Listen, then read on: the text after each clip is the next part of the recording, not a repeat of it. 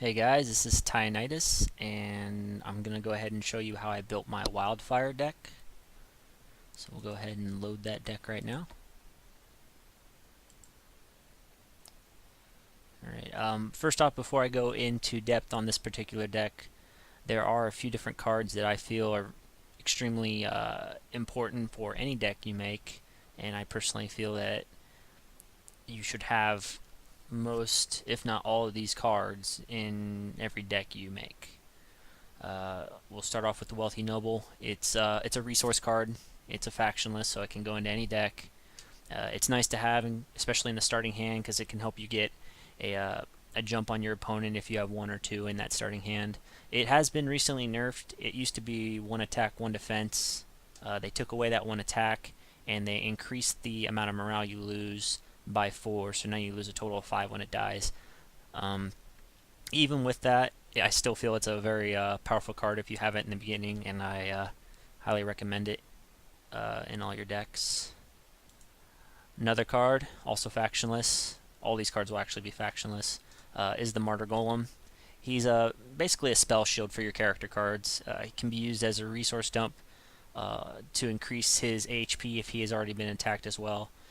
So it's a really good card to have. I'm seeing it a lot more now that more people are realizing exactly how powerful this card is, and I do feel it is going to be a staple in most decks as we move forward towards the release. We'll go into ability cards now. Assassinate. I don't think I've ever seen a deck that has at least have one Assassinate in it. It's an instant kill card, and it can kill any card so far in the game except for two that I'm aware of, and that's the Flame Pally, which we'll get to later, and the Dragon of Wisdom, which is in the Descendants deck. Other than that, it'll kill any card.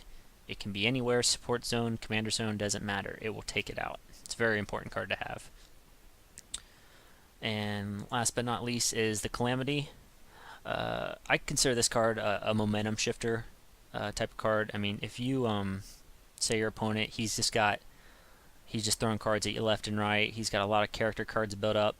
This is a way to just take the game and completely flip a 180 on it. I mean, if you hoard cards for a couple turns before using it, while your opponent is throwing out all those cards, it's going to cripple their options, because when you do play it, it's going to clear the entire board, and it's going to leave, in an ideal situation, it's going to leave your opponent with maybe 2 or 3 cards in their hand, whereas you might be having 7, 8, even 9 or 10 cards in your hand, which will help you go on the offensive and take control of the game. So always at least have a Calamity in your deck, because you just never know when it might come in handy. Now to go into the specifics about the Wildfire deck itself. As far as commander goes, you're going to want the Field Commander in your deck. This deck is all about doing massive amounts of damage in the beginning as fast as you can, and he's going to be buffing all of your character cards in the attack zone, so it's an extremely important card to have.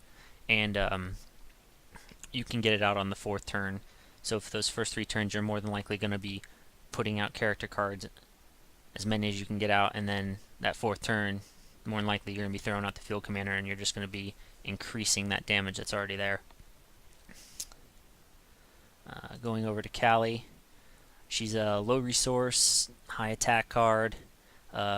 It works pretty well in the fact that she's a 3 resource and the Field Commander's 4, which means you'll usually be throwing her out on the 3rd turn and the Field Commander on the 4th turn, which will do a big increase to the damage you're doing. Can also, if you're attacking a card larger than it, it does that 3 damage every turn after it's been attacked, that immolation, so it's a nice little perk to have. And then finally, I already talked about the Martyr Golem. If it's in the commander slot, it's active. You'll never see these usually played in either the defensive zone or the attack zone. These are basically just meant, like I said, to be a spell shield. So with it being a commander, it's already active. It'll help keep those cards that you're throwing out in the beginning out there longer, doing more damage faster. Going into our character cards, I do have a cartographer in this deck, and the reason for that is, if we go down to my location cards, I have one Fortress of the Flame Dawn It's very important to have this card in case you're not able to finish your opponent off fast. This will help you in those marathon games. You need to be careful of your morale, because what's going to happen is you're going to be pumping out aspirants with this card to try to overwhelm your opponent, but you got to also, like I said, pay attention to that morale, because these tokens do add up after a while and you can find yourself close to being beaten because of it. But it's a very important card to have as far as when you get into those longer round games with this deck. Martyr Golem, already, just in case that first one goes out, you have another one. I only have 2 right now. If I had a third one, I would recommend putting it in this deck. Shikana, it's kind of like a mini Calamity. I use it as, it's good because it will wipe the battlefield in case your opponent does have a decent amount of cards stacked up against you. It's also a high attacking flying unit, so if you are really close to winning and you just need that one final hit on the fortress, the flying unit will get it for you. Wealthy Nobles, have 3 of them. Always max the Wealthy Nobles out. Aerial Commando. These are good to have. It's always good to have some flying units in your deck in case, like I said before, the enemy has built up a wall and you have them down to a few health and you need to get that last attack on the fortress to end the game. So that's why I put these in here.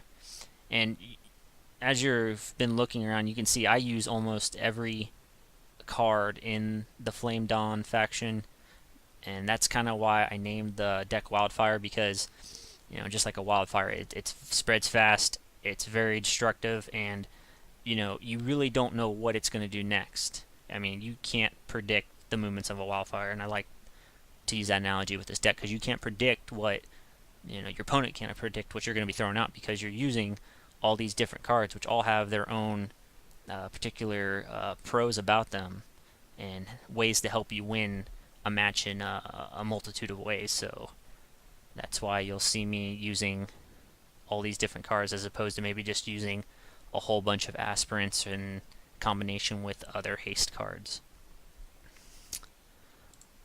Agent Coil, Firestarter. It's a good card to have if, say, the game goes into later rounds. It's got haste, so it can be thrown out right off the bat from your hand, and it attacks 3 times in a row. So, I mean, this can be a potential game ender if your opponent is not expecting it. Got another Field Commander in here just in case that first one gets taken out early. You have your aspirants here, a good number of them. They basically just round out the deck. They're, you know, a cheap unit with haste, so they can be thrown out to do damage immediately to help overwhelm that your opponent. Have 1 Flame Ram. These are good to have if you have a lot of cards in the field and your opponent's gonna go on the defensive. You just put it at the end to make sure it attacks the fortress directly, and it'll do 8 damage towards that fortress, which is a pretty decent amount of damage. Have the Knight of the Flame Dawn here. It's a cheap unit with a good amount of attack. There's really not much more to say about it. It's just a good cheap unit to help bolster the damage you're doing. Paladin of the Flame Dawn. Another cheap unit, has haste, and it's the big thing about this is it cannot be killed by non-damaging sources. So that means, you know, your Assassinates and other similar ability cards are not going to take this card out. I would have 3 of them in the deck. I only own 1, that's why I only have 1 in the deck, but they are a very, very good card to have. I have another Cali in here just in case that initial Cali gets taken out. The Final Hammer. I really like having this card because I consider it a really nice game-ending card. If you have a decent amount of units out and, you know, either your opponent has or you're expecting them to go on the defense and block all your attackers, this can be a way to make sure you do get some damage out of those attackers. And like I said, it is a good way to just end the game without having to worry about what happens that round as far as all your attackers getting blocked from doing damage to the fortress. Have a couple of Vicious Ransackers in here. Good to have if you're looking to take out the support zone. as long as you make sure it does direct damage to the fortress. It's good for taking out wealthy nobles, and say they're playing a Warpath deck, that brings life by passing resource cards, and get rid of those. I also like using it for token cards, such as the ones from Caretaker of the Young. If you get 2 of these Vicious Ransackers out there, they'll just destroy a support zone in no time. Going down to ability cards, we've already talked about Assassinate and Calamity. I like to have a Burning Prejudice in my hand, just in case I'm playing another deck such as a Flame Dawn or a Warpath, where they're going to have a lot of aspirants out or a lot of one of minis. It'll take them all out in one fell swoop, and it'll just take down a wall. If your opponent has been building one up and is getting ready to block your attackers, this will open that door for them to keep doing damage. Call of the Crusade. I really like this card. I like to play it right after I get done playing my Field Commander. It costs 5 and it throws out 3 aspirants. Most people would say, well, why don't you just use 3 aspirants? It's going to cost you only 3 resources as opposed to 5.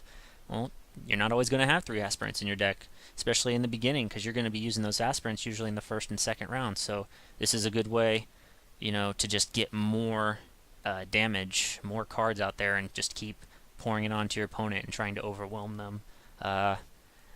These aspirants can't be taken out of the attacking zone. You can't even put them in the support zone. They're going to be there the whole time until they die.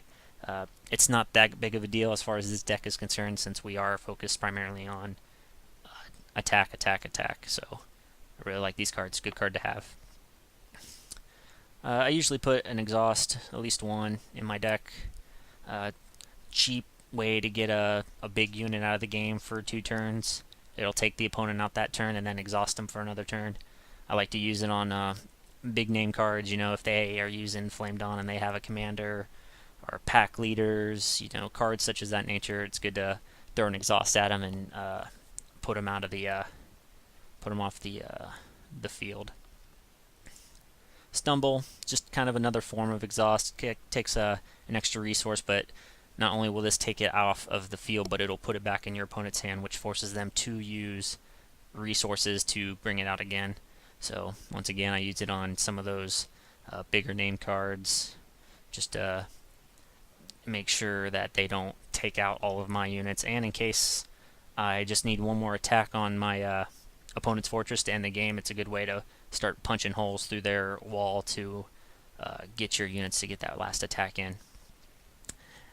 And we already talked about my 1 location card, Fortress of the Flame. It's good for those longer marathon games where you need to be able to keep up with your opponent. And that is my Wildfire deck. You don't have to follow it to a T. That's what I really like about this game. This is just how I like to play it. You can switch it up to reflect more of your own playing style and still get the essential idea of the deck across. If you're one of those people who maybe would like to play with more haste units, you can get rid of some of these other random cards in here. Put some more pallies in, put some more aspirants, maybe even a couple more agent coils in there. It just completely is up to you. It's very very creative, and one of the things, like I said, I really do enjoy about this game. And that is my Wildfire deck, and I hope you enjoyed.